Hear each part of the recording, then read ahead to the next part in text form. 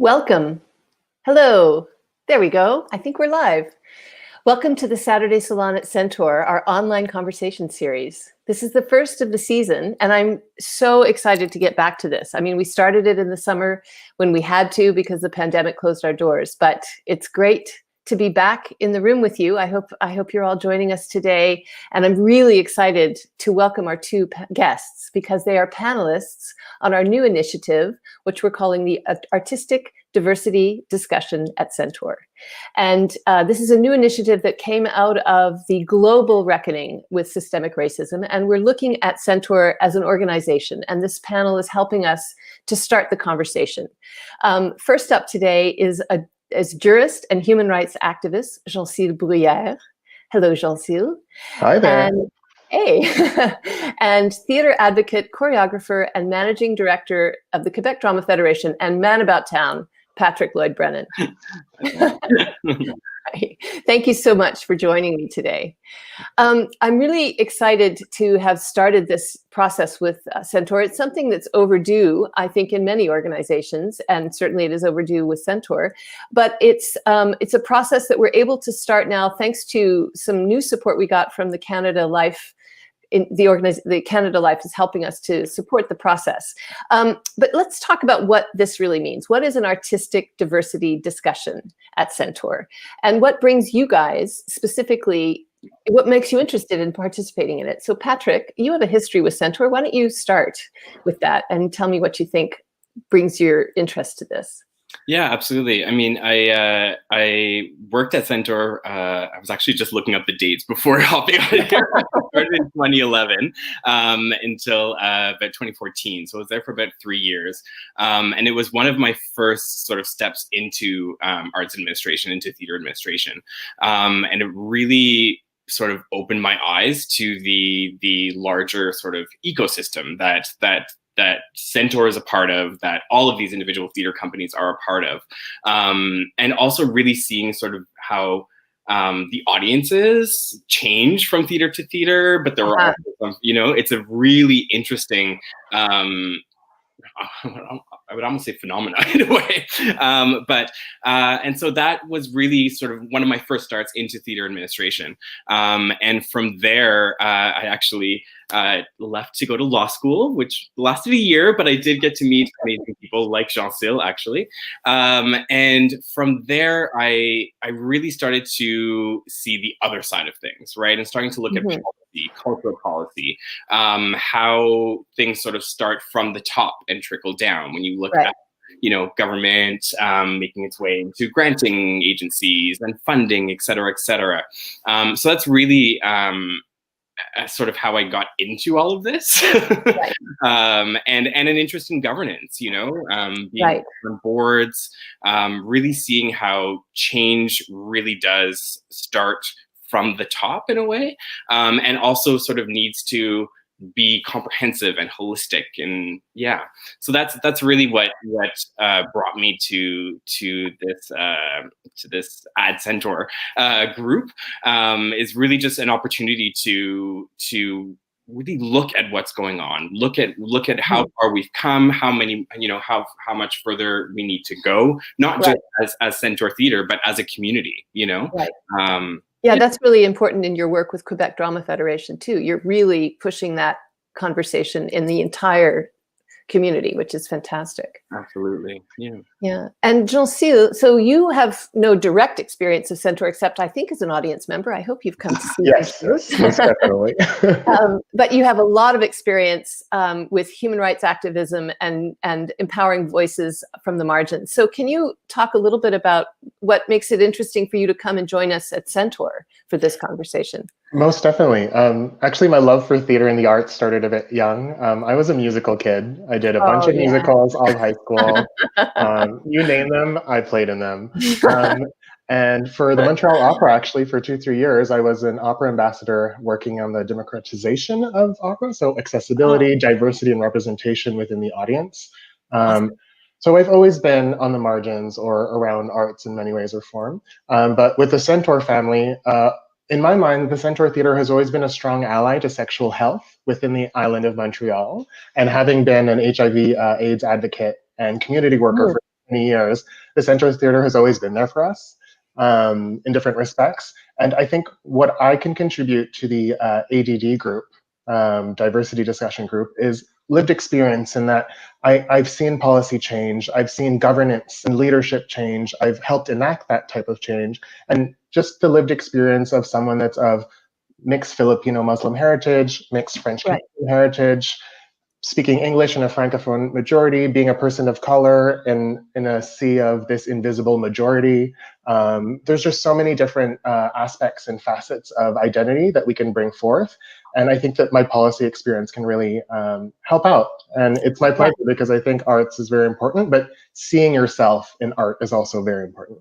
Yes, I think that's a really important thing, is seeing yourself not just on stage, backstage, in the stories, the whole picture, which is part of what we're trying to do with the Ad Centaur panel. And I want to actually really make a point that the Ad Centaur panel is the point of departure. It's just where we're starting from, but I'm hoping it will spin out into many, many different projects and aspects in the company.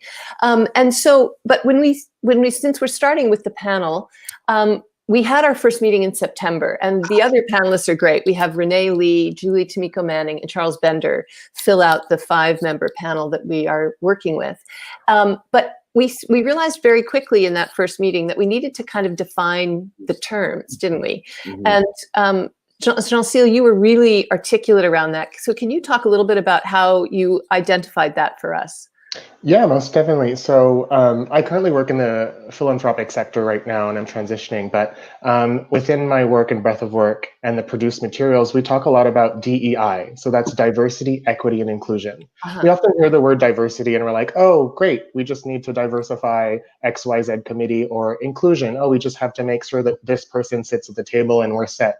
When in fact, when you're talking about diversity in an authentic manner, you actually have to talk about those 3 elements and define those 3 elements as well. So diversity in that there are all-encompassing characteristics that make us different, but that needs to have a broad definition. It can't just be based off of skin tone or gender. We can talk about national origin, religion, disability, socioeconomic status, even marital status can be a source of discrimination, language and physical appearance. So when we're thinking about diversity, we have to have a broader spectrum of understanding of characteristics. Right.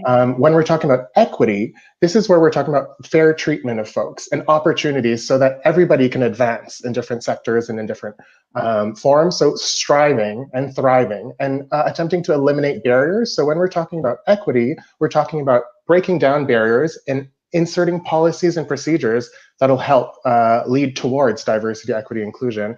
And finally, inclusion, it's creating an environment. It's not just saying we're gonna plot someone that's in here. The person that's brought into a space needs to make sure that they feel safe, listened to, and able to share everything and anything that they might be noticing to help push towards more diverse systems. And a few people say it in a very succinct manner, and we say this at work sometimes, is diversity is a number, equity is an outcome, and inclusion is a behavior. So there's a difference between all 3, and it needs to be acknowledged.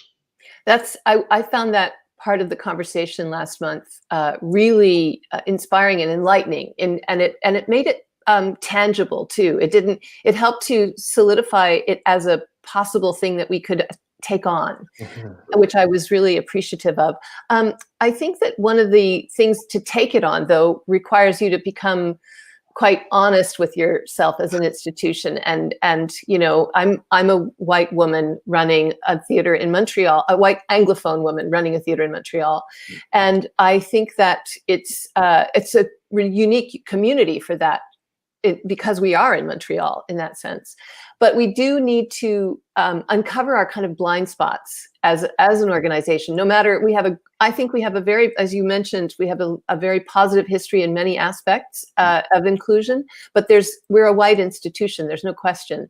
So how do we become inclusive and equitable and truly diverse in those terms? So Patrick, can you talk a little bit about how we uncover our blind spots? Because you have a lot of experience with that in your work with QDF and your ability to have seen all of the institutions, especially in the English community. Can you talk a little bit about that? Absolutely. I think something that's really important when you're embarking on this essentially journey, you know, is really about looking at or respecting sort of the institutional knowledge, and really looking at the history of the organization, the institution, and allowing that history to inform the choices that you're going to make moving forward. So it's not about, sort of packing all of that up and saying we were wrong or we were doing, we weren't doing well, et cetera, et cetera. It really is about acknowledging those things, recognizing them, digging a little bit deeper, and really from there, it's kind of your jumping off point. Something that's been really interesting, at our first meeting was figuring out how we're going to communicate with each other and what we are bringing to the table. Are we speaking for ourselves? Are we sharing, our lived experience, or are we there as representatives of other communities, Yes, I think that's important, not to ask people to be sort of token people to represent everybody. That's always a challenge, because we have a diverse community, but as you're all more than, you're not one thing, we're all many things. And so I think that's really a great point to make. Mm-hmm. Yeah. And do you think that, what are the steps though inside? I mean, we haven't even gotten to that in our panel discussion, but what would you, as we start into that, what would you say would be the first thing? How would you take those steps? I mean, I think that it's, I think we're making the right first step. Let's just put it that way. Is really starting with those discussions. I think that's the most important thing. And again, just to go back to figuring out how do we communicate with each other. I think that with everything that's gone on over the years, we can often jump to trying to pinpoint what the problem is and then immediately try and find a solution. And I think that the first step needs to be just discussion and really sharing with each other what things mean to us, or and also what they may be perceived to, or how certain things may be perceived by others. There's really something there. Yeah. Because it can. Oh, go ahead, Jeansil. I'm sorry. And I was just going to add that I don't think it's just learning about difference or being inclusive, because those are discussions you can have with your friends around a dinner table. But I think true allyship starts with relinquishing space and having those hard discussions about power. Because when we're talking about inclusion implies exclusion. And where does exclusion derive from? It's unequal power dynamics. So it's talking about who has the power, who's making the decisions, and who's missing. So it's not easy, but it's good to start. Right, absolutely. And I think also because, as you just pointed out, it can be a very tricky conversation. Like it's not going to, we're very positive and friendly here, but it can, as we go into it, it will become more difficult, because like you say, part of it's making space, and which making space means somebody has to step away as well, which is part of it. But I want to talk about the importance of validating that aspect, like validating the conversation and who needs to be included. Because in a theater company, for example, as we are artists and staff and artisans and technicians, but we're also board members and audience. And so can you talk about that a little bit, Jeansil, in terms of the need to bring that aspect of the conversation to the fore? Like, how do we do that? I mean, I'm hoping this is the start.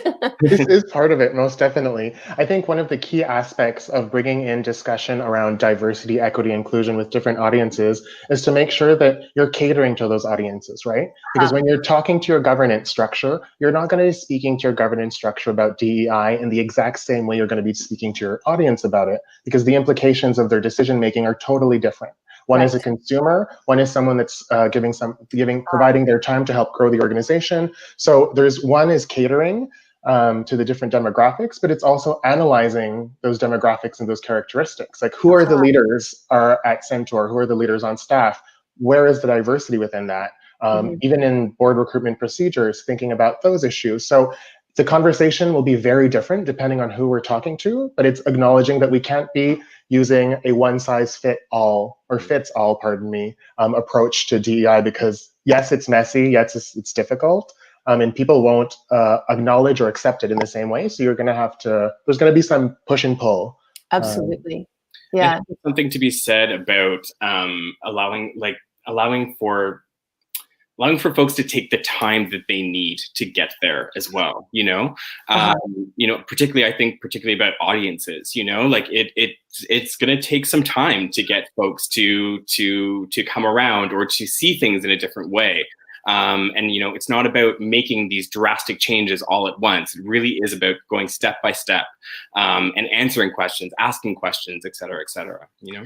Yeah, and I realize too, it also takes the taking a leap of faith around certain things, because something I read early on was that the audiences, to diversify your audience, it's not just about diversifying what's on stage, but it's actually diversifying who's in the audience, because people like to be in a room with people they recognize, and you know, we have. And in Montreal, I think it's important to point out what a remarkably diverse city this is, not just in terms of ethnicity and background, but also language and even nationality. You know, it's a very international city as well. So it will be interesting to me. I mean, for me, one of the next sort of question I have is, what does real change look like in an organization for Centaur? And I know for me, of course, it's diverse artists, but I really feel that it's part of looking at the people in the room, everybody in the room, not just the people on stage. What's your take on that, Patrick? What would real change look like to you? I mean, you know the institution from the inside out. I mean, I think that the biggest thing really is about finding ways to support the diversity that's on stage by having diversity really like full circle in the whole company, you know, and I'm using that word very, you know, flippantly just to say diversity. Yeah. But, and I think that in order to do that, again, there really has to be some support systems in place, you know.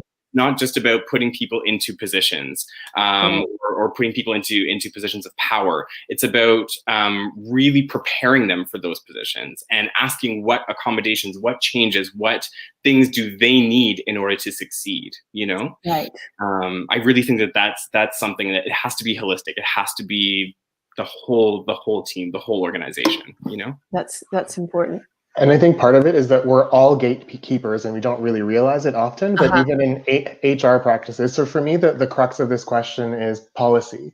So what are the structures and tools that Centaur has that uses a DI approach? Is there a DI approach integrated into all the policies? If not, what's the game plan to get there? The best example I would give is there was a study that was shown that when you put an acknowledgement that equity-seeking groups are encouraged to apply for job positions at the beginning of a job posting, they're more likely to apply for it, whereas a lot of organizations put that little paragraph at the very end. But you've already lost that Black, Indigenous, or person of color that's looking for a job because they're reading something and they're saying, oh, I probably won't fit in. I don't really know if the culture is for me. Am I going to read through these full 2 pages? And I know 2 pages sounds like it's not that long, but when you're looking for a job and you're hunting for something and you want to know, will this fit with me? Something as small as having that little sentence that says, we are open, we understand you, we welcome you, can change everything. And having done a lot of hirings in past different roles and hiring committees, the number of times we've gotten messages from people saying, we applied because it said this at the very top in the beginning. So those are just little structural changes that can have a huge impact on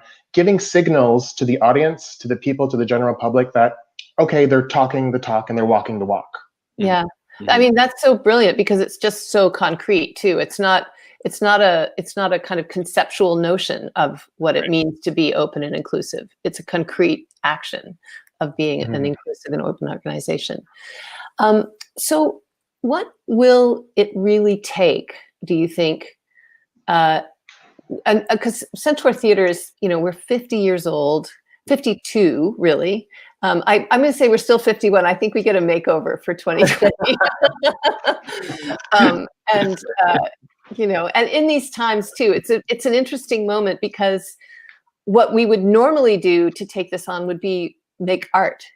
And in this moment, it's really, really difficult. I have some ideas about how we might be able to move towards some things, which I'll be putting forward as the year goes along. But again, it's I want to hear from you, because I'm part of the mainstream, even though I'm a woman in a power position, which is a huge important thing, and I'm quite proud to be in that, you know, be part of this organization that picked me to be here, which I think is a sign of the openness to a new idea about what things can be. What are the other things beyond what you've just said, Jeansil, in this year where we can't do it through art? Like, what else can we do? I think I'd provide two maybe responses or examples to this question. The first being more of a lofty philosophical one, where it's just be ready to be uncomfortable. Because we have to talk about difficult things, it's going to get messy. And we need to lean towards understanding how historical inequities have maintained different power structures, right? So everything is entrenched in our society today, and there are reasons why some people stay within positions of power and some people remain marginalized. And being ready to learn and unlearn, to me, unlearning is huge. I love unlearning every day. I unlearn something on like every hour. I'm like, oh, I didn't know that. I need to change the way I do my stuff on a day-to-day basis. But I think more of a philosophical angle to it is, let's be ready to unlearn, let's be ready to be uncomfortable, and let's be ready to be wrong, because we're not going to get it right the first time around. And secondly, more of like a concrete example is just the little things, right? So I had mentioned that HR little practice, but also as we go virtual and we're thinking about decolonizing space, we're thinking about being more inclusive and more equitable. What happens to land acknowledgements when we're not necessarily on land and we're virtual? As an example, we do this with the webinar series I do with Philanthropic Foundations Canada. We do a virtual land acknowledgement where we acknowledge Turtle Island and we invite speakers to acknowledge what land that they are working on. So there are different ways to fold it in the way that we work on our day-to-day basis, but we're learning how to do it little by little. So it's okay if we're not all at the same page yet or at the same pace. Like Patrick said, everybody has a different pace with it. So I think, what will it take? It'll take discomfort. It'll take unlearning. It'll take little steps. Mm-hmm. I think just to add to that too, I think it's also going to take finding the little places, the small places where you can improve access. Do you know what I mean? And really open up. I mean, we're doing it right now, you know, and having these kinds of conversations, and where folks can engage as much as they feel comfortable in that moment, or feel uncomfortable in that moment, as Jeansil just put out. But it's finding the little spots where, you know, we now have this opportunity to work in different ways and to program different things, and to, you know, to really open things up and allow these little access points.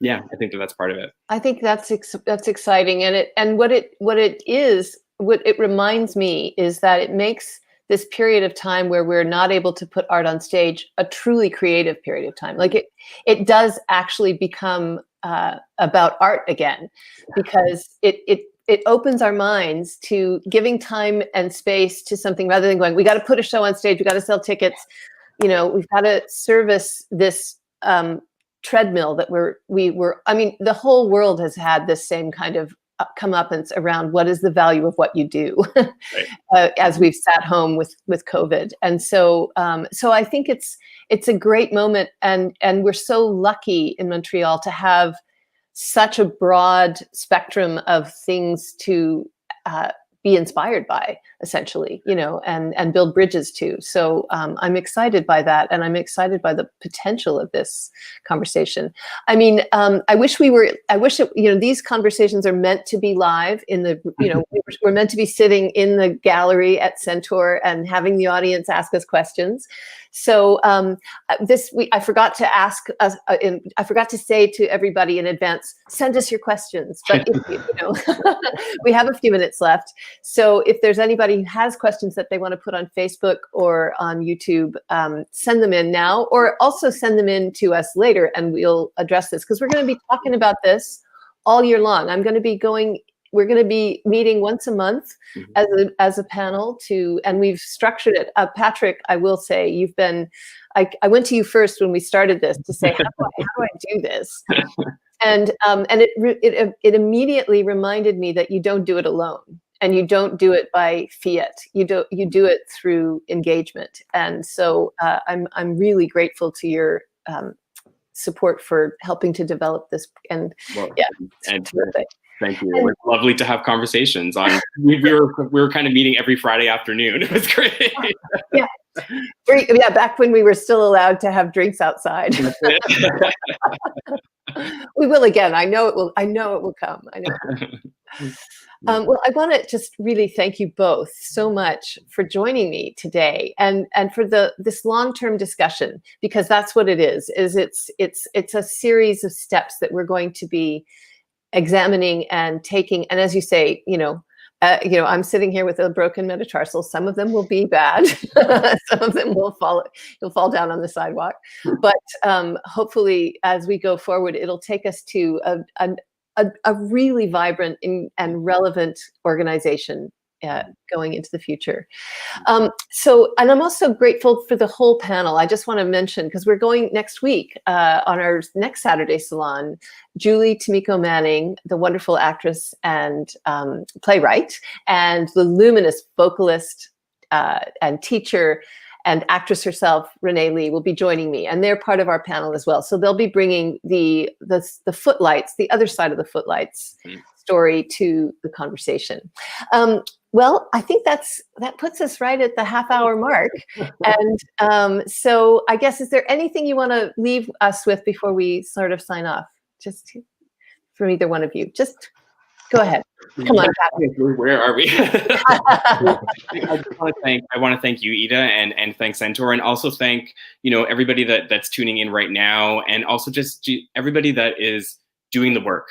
And taking the time to learn, to acknowledge if they've made mistakes, and really having conversations with folks. I love how I'm able to, pick up the phone and somebody's telling me about a film that they just watched, or a documentary, or something that they learned. I really feel like this is a time where, yes, we are all in our homes, in our little bubbles, and not really, able to get together and chat. But I really do feel like the value and the sort of richness of our conversations has really, really been something that's been spectacular. I have to say, and fortifying, and really fortifying. Yes, that's the word. Yes.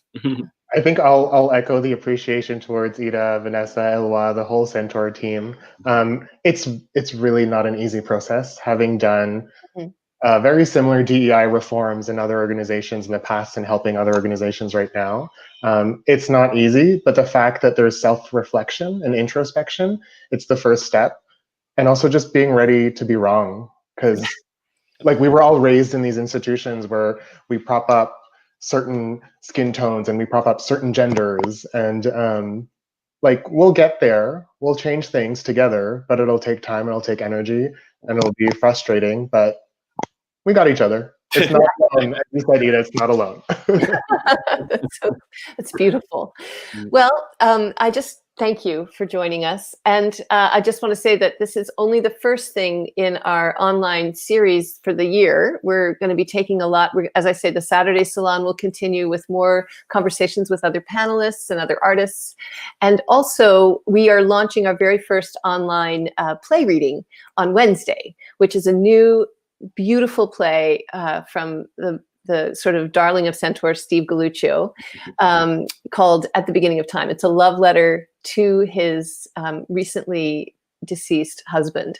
And it's absolutely wonderful. It's full of his iconic wit and Italian bravura, but it's a truly universal piece about what relationship in a person's life. And we're also launching our first ever children's series online, which is Justin. Oh, where are you? I have to get his name. Hold on. That's where I always do this. I don't want to get it wrong. Justin Eddy and the Great Cosmic Crisis on next Saturday morning at 10:30. So Steve Galluccio is at 7 on Wednesday, and Justin Eddy is at 10:30 on Saturday, and then at 2 o'clock next Saturday, Renee Lee and Julia Tomiko Manning. So we got a lot going on, but that means you need to stay in touch with us. Keep an eye out for our, go to the centaurtheatre.com to find out. We're putting things on all the time. We're adding things. We're really making making things up as this year evolves. And so check that out. And if you want to get in touch, contact us is right there on the website. There's a way to do that. We really miss you all so much. We miss the smell of the grease paint and the roar of the crowd. But you can really give us a boost if you like us on Facebook. So, don't miss out on that. And Patrick and Jeansil, I'll see you at our next panel discussion. Eloi and Vanessa, I'll see you at our next Zoom meeting. And all the rest of you in our audience, I can't wait to see you in the lobby as soon as we get to a point where it's safe to be together again. So a happy Saturday. Enjoy the sunshine. It's sunshine and the winter's coming, so get out there and enjoy it. Thanks so much. See you soon.